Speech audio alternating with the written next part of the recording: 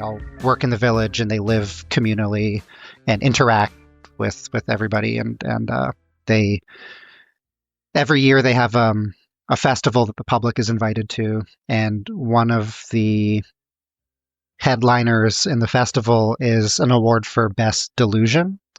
And the year that Nakamura wrote this book about it, the award was given to someone who spotted a UFO. And the reason the award was given wasn't just the how interesting this person's experience was, but how the community reacted to it. And the way it played out was somebody in the village saw a UFO and was going to walk off into the forest, or was told to go find a UFO in the middle of a forest at the dead of night.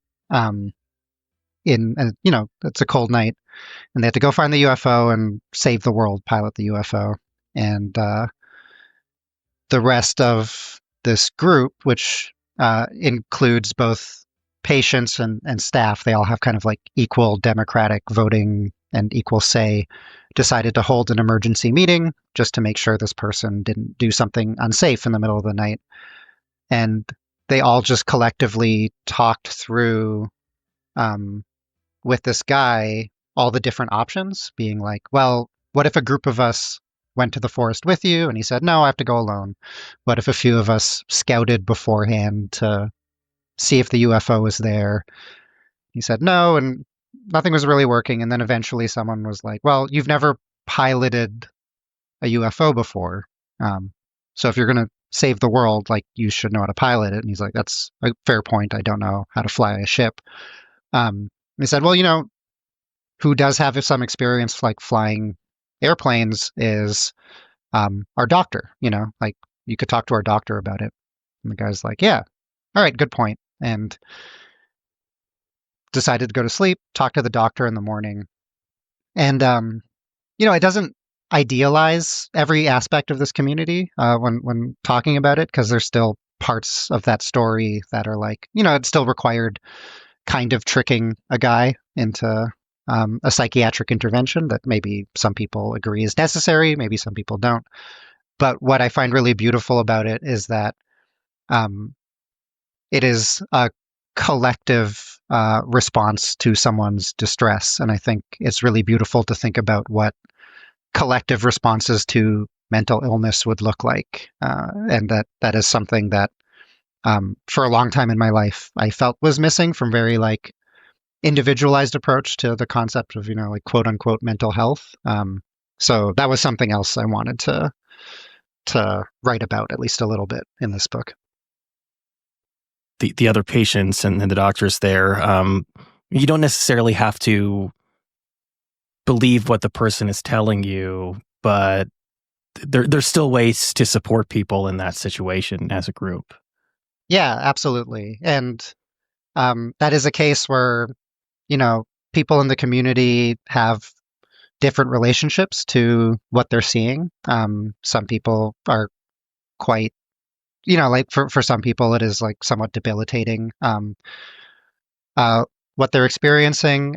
Other people, that describes other people where that's not the case, but in all cases it is taking it seriously, and it doesn't require you to have the same experience or believe in the same experience to take it seriously. And that's something I wanted to try to approach a bit in Holy Lacrimony, where it's all of these different people with slightly different alien abduction experiences, and the protagonist doesn't necessarily believes what happened to him, but doesn't necessarily believe what happened to other people. But that doesn't have to change their relationship to each other. Yeah, it sounds like you almost were saying that in the past tense, that it had been a solitary thing for you, and I don't know if you were alluding to the fact that you have been able to find a community, or at least a more communal experience when it comes to dealing with these things. Is that something that you've been able to find in real life? In bits and pieces. And I think, the nature of a lot of these communal responses or communal projects. There's something often a little bit fleeting about them by design, just because it is so hard to sustain, especially when you're talking about um, mental illness, where it is something that is very under resourced. Um, and and all the other existing stuff about stigmas. But yeah, it just makes it hard to sustain. But I do think I have more communal bonds than I did before, which have been yeah, very important to me and life saving to me. So I wanted to get back to this idea of I think the way you put it was performing grief for each other, which is really really interesting. And I mean, obviously, sorry, this is going to put way too fine a point on it, but there's a way in which just the act of like making art is also performing grief for other people. yeah, I that was a part of it too. Is the protagonist in the comic doesn't have the exact same profession as me, but is a musician. And I do uh, find it like a bizarre little ritual that I go about every single day for my adult life is drawing these sad little characters, these and like what of all the types of art that I could choose to make. I often make art full of people crying all the time. And I don't think that's like necessarily good or bad, but it is, it's a little funny that's that's how so many of us choose to spend our free time. And like I have this very rare opportunity and gift to express something to other people, and that what so often I choose to express is like a little crying face. I wanted it to be a bit about that too, because there is something a little funny there, and something funny about trying to the act of cartooning itself, where you're trying to boil down these really complex ways you express grief, and really embody it, like, and what that looks like trying to reduce it to choreographed movement on a page, or how, or just a few lines that make up a cartoon face. I had a very minimal way of drawing faces in this book. It is an interesting exercise. Obviously, as humans, we all have a sense of depression, a sense of grief, but it does cause you to look at something from a different angle when you're in a position where you have to explain it to an alien who has no familiarity with the concept. Yeah, and in turn, I wanted to, there's a moment in the book where you sense that maybe one of the aliens has successfully learned to embody grief in some way. I wanted that in turn to look completely alien to us as humans. Like what that would look like would be um, fairly fairly illegible, like recognizable as emotion, but recognizable how, kind of was the question. So yeah, I was trying to make it express the ways it would feel alien to the abductors, and then yeah, in turn just um, write and draw the aliens as being actually quite illegible in some ways. I think this is another one of those kind of little absurdities that you were getting at before, is that it's this thing, this very deep thing about me, this this big part of my life, and that I'm putting out on the paper in a very bare way, is a form of entertainment for other people. Yeah, and commodity too, which is uh, both extremely, it's extremely fortunate I get to sell my books, but can feel very silly and weird. The I think I was also maybe playing up is the dissonance between um how I write, which is a very like deadpan tone of voice, which is kind of similar to my real life tone of voice, as you can hear, and what was being depicted in the panel. So if I had I always like it where like the more flat the narration is, the more pained and contorted the expression is. I don't write text that is very emotive or prose that is very emotive, but the drawings will be quite like like just wretched with agony, like. But yeah, so I always like having a bit of a gap with those things. Do you feel like just by the nature of your doing it that the more sort of serious or straight or even you are in the writing process that it does manifest itself in taking a 180 when it comes to the art? I think so, and I think that flatness just has just like a natural part of the way I cartoon as well. I've taken part in artistic projects where you can do something just really in the moment and emotive, which is like I've like played in punk bands or hardcore bands and noise bands. I've, I've painted, and you can just do that thing where like it is a very immediate, like the energy you have in your head gets channeled to your arm and goes straight on the page.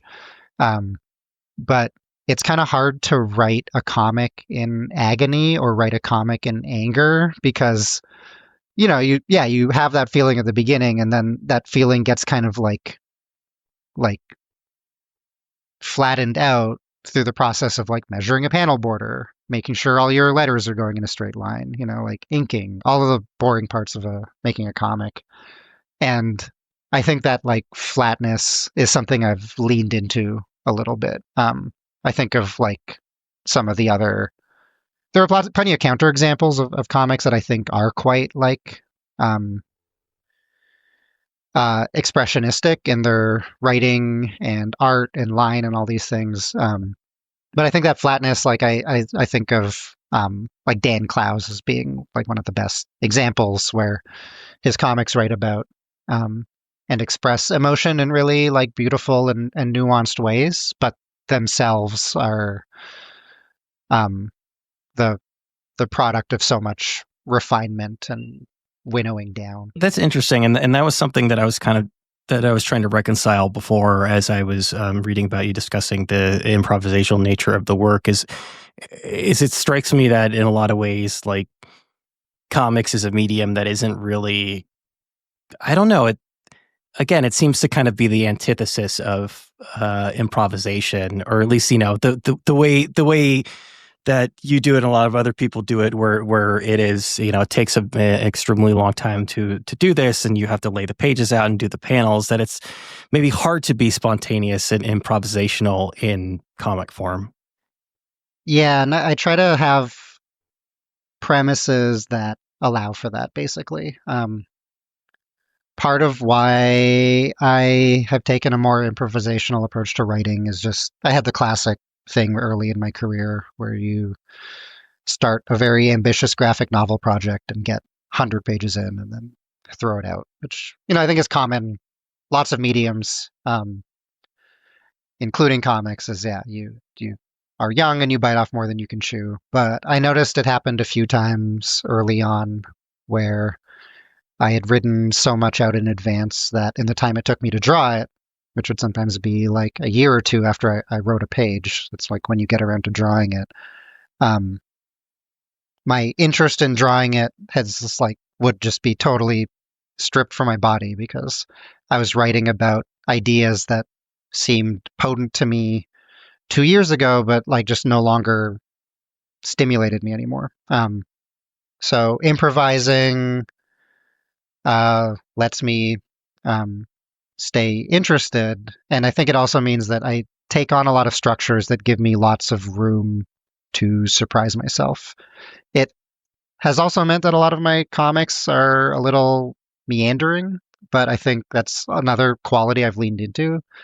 Uh, but I think that's why the like kind of serialized strips or daily strips are something I turn to a lot, because that's the case with a lot of actual daily strips where you might actually have um, emotional developments happening for characters over the course of a year or 2 years or 3 years, or I haven't done a daily strip for decades like others have, but that's certainly the case, right? But the plot itself, like, you can break it down into like, this is the plot for this month, or this is the theme for this week, and within that you can have all sorts of like detours, which I really like cherish the detours of, here's 10 pages about a character you've never seen before, and it just fills out the texture of the world. Or and then, yeah, even in my more sustained books that are something like Holy Lacrimony or Familiar Face or Big Kids, I have sequences that I are kind of just me following a path that the story took me. So it's a hard thing to balance, because I do want to make sure I'm writing with intention. So I try to keep, I try to have a pretty clear understanding of what the book is about and where I'm trying to move characters towards, whether that's like emotionally or thematically or something. But then within that, leave a lot of room to play around. That must mean that, in a certain sense, by the very nature of doing it, that what the book is about will still change over the course of creating the book. Totally. Yeah. And I like being able to feel surprised both by myself, but surprised by characters I'm writing. I'm not someone who, and this is not shade against people who do, but I know some writers who really like map out as much of their characters as they can at the start of a project. Like, they know what is the, you know, they know what's on their jogging playlist of all of their characters. They know their favorite foods, everything about them, stuff that happened to them in their life that doesn't come up in the book itself. And I don't have that. I like having um, some stuff roughed out, because I want to know kind of generally their demeanor and how they might react to a few things at the start. Um, but everything else I let flesh out, and like, they don't have favorite music until there's a scene where I'm like, well, I need them to be listening to music, and then maybe I'm surprised by what seems to be the appropriate choice of song that they'd listen to. Well, that's one of the upsides of making a character essentially a self-insert for yourself, is you react the way that Yeah. you would react to something at a given moment. That does make it easy. Yeah, and I get to do that every 2 or 3 books. I make it easy on myself that way. It's interesting, this idea of being disconnected from the work in the process of creating the book, and not that you're somebody who goes back and reads your old work necessarily, but do you feel even more disconnected from earlier comics the further away you get from them? Definitely. Yeah. And for a while, that would really make me cringe. I found it very, very difficult to look at, especially very old work. And I still cringe at old work, but I think I'm a little kinder to myself now when I read it. It helps that it seems so far away from me that any embarrassment I might feel about the artistic choices I made, it's like almost like I'm embarrassed for someone totally different from me. It's like I'm embarrassed for someone else more than I'm embarrassed for myself at this point. But yeah, I have a bit more kindness to that stuff, because I'm like, well, you know, I was working out whatever I needed to work out at the time, whether it was a way of drawing that I would never do now, whether it was an idea that I think is silly now, or an idea that I would never express or articulate that way. Like I, I would just approach it totally different. It's like, well, that I'm a different person now. Of course, I'd approach it differently. So But also, silly isn't necessarily bad, right? I mean, having him evoke the ghost face from Scream is, I mean, that's a silly element of the book. oh yeah, I mean, I like humor. I try to be funny. I think that's still my default, um, the default way I want to engage with people, like for better or worse. It's almost like a, Yeah. a defensive or reflexive thing. But yeah, I talk about like at first I brought up the ghost face thing in the comic as a um for your listeners, I guess, to explain one of the aliens uses the visage of Ghostface because uh, it's like a source of comfort to the protagonist, and the Scream movies are a huge source of comfort for me. Um, but then I do try to actually write about what I find so potent about the Ghostface design because I thought like I could break it down, and the way I break it down is not unrelated to what I'm writing about in the book. So I do try to write about it seriously. I think about a lot of the artwork that I love the most is work that knows when to take itself seriously and when to not take itself seriously. Communion is a great example of that. A lot of Johnny Toe movies are that. Gilbert Hernandez comics, I think, do that quite well, where, yeah, they know when to lean into being kind of ridiculous and what to lean into being, like what's worth being silly about, and then what's worth actually like thinking through. I also like a lot of artwork that takes a really silly idea and tries to unpack it as seriously as possible. Like Larry Cohen movies, I think are my favorite for that. Like, the It's Alive movies. I think about that. It's like, it's a movie about like killer mutant babies, but it actually tries to write about how emotionally devastating it would be to be the parent of a mutant killer baby. And it's like a very I like there are genuinely touching and moving moments in that movie. So I hope I approach storytelling that way in my own premises. I heard you describing Whitley Strieber's reaction to the Communion movie, that he was not a big fan of Christopher Walken's maybe over the top performance, or maybe the fact that there was comedy contained in it. And that makes a lot of sense to me, because if you're somebody, knowing what I know about him, if you're somebody who spent your entire life and your entire career getting people to take you seriously, then it's hard to distinguish between, something being made silly for the sake of narrative or releasing tension, and something that's actually like mocking of the source material.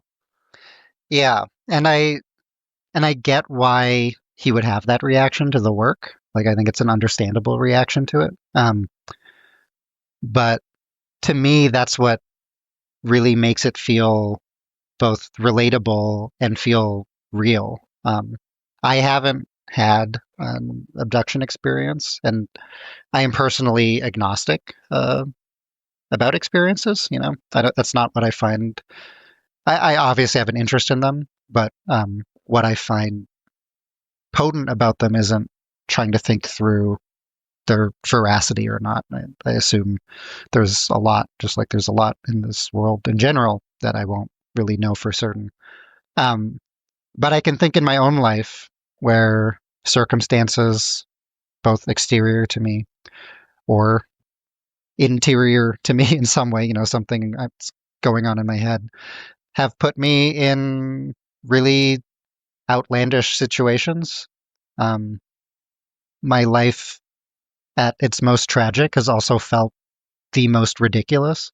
So that is kind of like a thing that I can relate to about the Communion, the adaptation, the way Walken plays it is like he kind of has this like, yeah, it's crazy. I can't believe this is happening either, which feels like a very relatable reaction.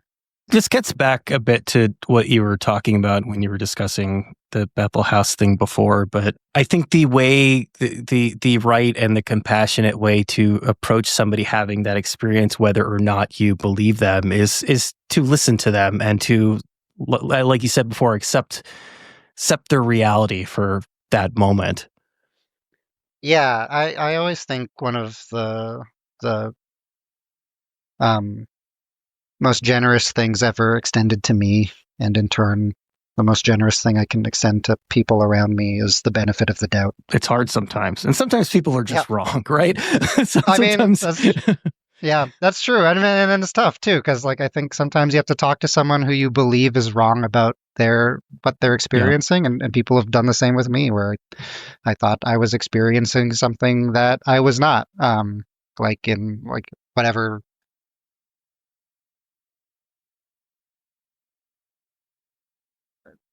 reality, objective reality, or consensus reality you want to talk about, something I was not experiencing. But um, people in my life still took me seriously, and took me seriously not in a way that was just like this person's a danger to themselves or whatever. Like took me seriously and talked through it and talked through about what was actually going on, which is not an easy process.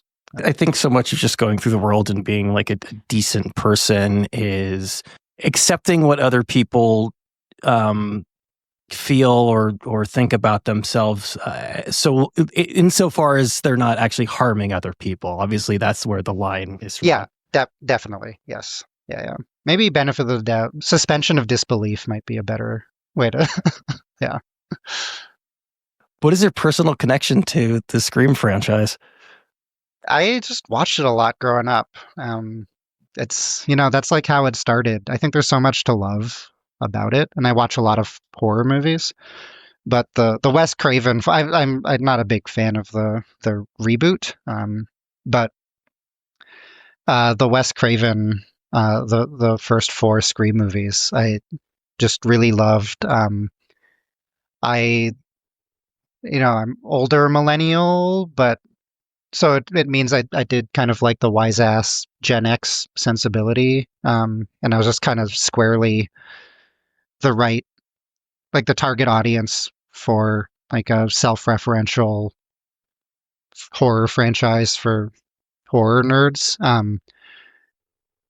But a thing, rewatching it so often, I do think there's actual interesting things about like a lot of the conflict in Scream ends up being about people performing grief or performing trauma. It's not.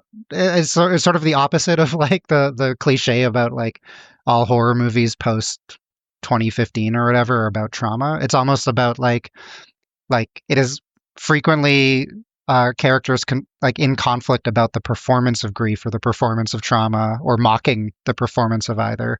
That's like kind of the big twist in Scream 4, in a way that's kind of funny, that almost is about like a generational difference about how Gen Xers or versus millennials are expected to perform or publicize their grief, which is very funny to me. And a big thing I like about Ghostface in general is that they're clumsy, like they trip over sofas and stuff, which is very funny and very charismatic and very, I would argue kind of sexy.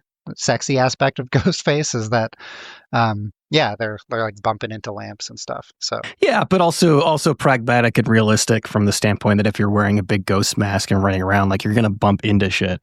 exactly, yeah, like it makes it feel a little more like visceral and real and exciting, which is yeah. So yeah, I the first four Screams, I'm always like I probably rewatch once or twice a year. Getting back to this idea that so much of modern horror is about trauma, and and I think it probably refers to like a lot of like the A24 movies, and these are like a lot of them. Like I love a lot of these movies, but those are using trauma as a metaphor, and that's I suppose that is kind of the antithesis of being performative with trauma, and using trauma as a metaphor is almost almost masking it in a sense. Yeah, and like it's almost become a bit of a cliche to talk about that as like criticism for these movies, and I would argue there's probably a bit of a pushback we're experiencing right now, The pushback on the pushback. yeah, there's that type of movie has become a bit less in vogue, and we are seeing more like we're seeing less self-serious horror movies, and we're seeing more like funny horror movies, for better or worse. That's just like another trend that's happening. But and there's movies in both camps that I like a great deal, and movies in both camps I don't like very much. But I guess I like that Scream is about the performance, and when I think about horror movies, like the kind of prestige horror is the term I've heard used before as well.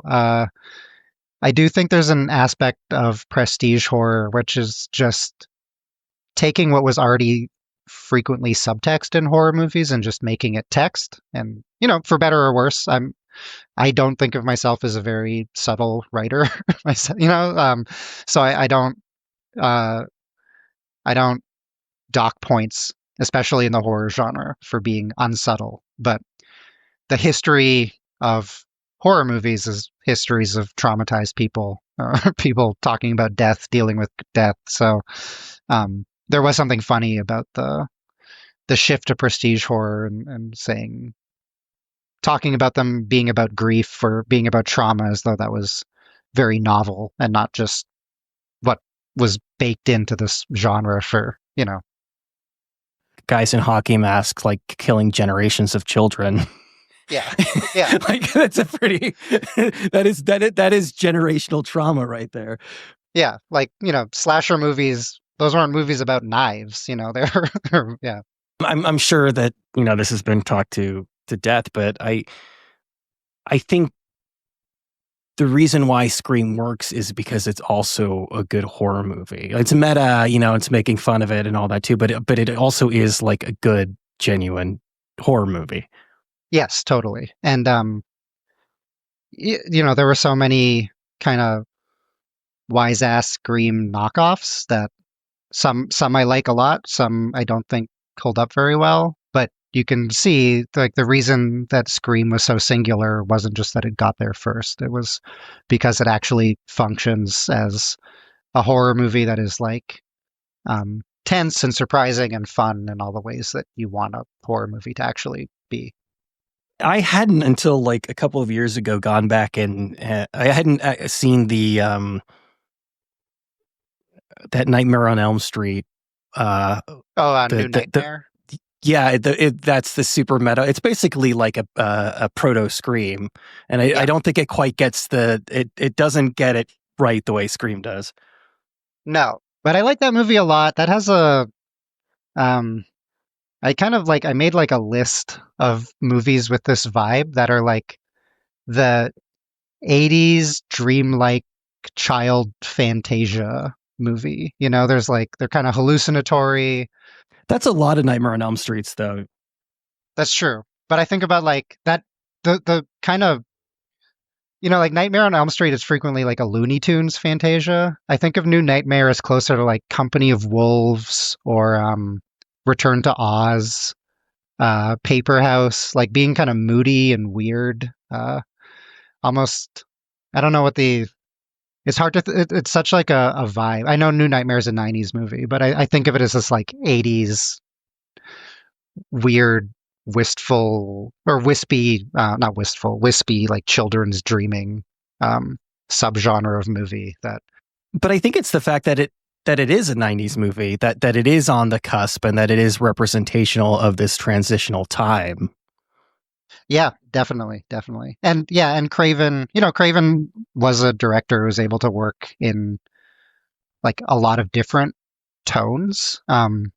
Despite just being known for his horror movies, like he did have a lot of tones, and like part of why he was so innovative is the way he pushed himself and like pushed things and switched things up a lot. So yeah, like it's yeah, both the transition movie for him, I think you're right, but then also a transition movie for the genre itself.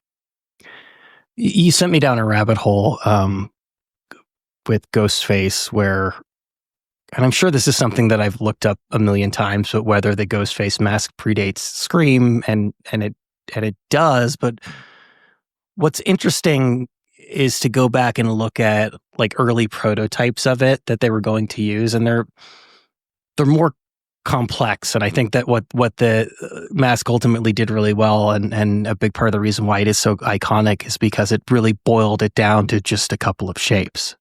Totally. Which is the perfect cartooning thing as well. Like that's what makes the most recognizable cartoon characters. It's both what makes them recognizable, but what makes it easy to project yourself onto them. I mean, I think Scott McCloud talks about this a lot in Understanding Comics, is like the simpler the face, the easier it is to like read yourself into it. And yeah, that simplicity of the Ghostface design is pretty perfect as a cartoon. The part that I really read myself into in this book was, and I'm mentioning this, I think, without giving too much of a spoiler, but there's a line towards the end of the book where someone explains that writers don't write headlines, and that was that was something that I felt like really, really deeply. That's something that, like, as a writer, that as a journalist, that you tell a lot of people, and you're kind of putting the blame off on somebody else, but it's also true. Yeah, I have a lot of sympathy for the journalists who get stuck with the bad headlines, especially knowing that when there is an article or an op-ed that everybody is dunking on the internet, it's the headline and usually not the content. Not that there's not plenty that's worth dunking on or whatever, but I'm always aware that yeah, that's someone else's mistake a lot of the time. Again, there's like a sense in which not only do you return to Earth, as you said before, but it becomes like a really, I don't want to say mundane, but that it enters into this kind of really annoying online blog ecosphere, or I a lot of I know exactly the blogs that you're kind of writing about in this when you, in that piece, and it's an interesting transition, I think, to go from space surrealism to exposés online. Yeah, but I think what I was also trying to do with that character in particular, the character in question, is she's an outsider to the group, but and people correctly question her motives for being there because she is this outsider.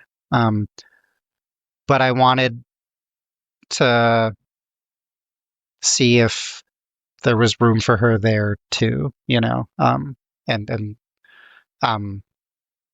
have some ambivalence about like whether or not she was there for purely exploitative reasons or nefarious reasons. I think maybe extend her the benefit of the doubt in the narrative a little bit by the end of it, and yeah, try to complicate the idea that this is a group that is only for people with this one experience, as though that is an essentializing thing. Maybe there's room for her there as well. That's interesting. Yeah, and we're coming up on an hour, so we can end on this, but that is a really interesting idea, and one worth exploring, that there is something for her there, because those, the communal feelings and the support that everyone's giving each other, and the willingness to open themselves up to each other's realities, is something again, like we said earlier, it should be afforded to everyone. Yeah, and it doesn't lay out, here's what this character is looking for. Here's what brought her here. Here's why she wrote a piece. But I kind of like the idea that I could have written a graphic novel just about her. Yeah. Like her. It would be kind of a layup for an interesting premise of somebody who is an outsider going to a UFO support group to try to write about it, maybe as a skeptic or as someone hoping to believe or wanting to believe, but and seeing where she winds up at the end of it. So yeah, I like the idea that she is having she's in some other graphic novel that's just as interesting and textured and layered as the protagonist. Yeah, and the good news is you opened it up for a sequel. Yeah, exactly. Yeah, for an extended universe, each character gets their own spin-off graphic novel.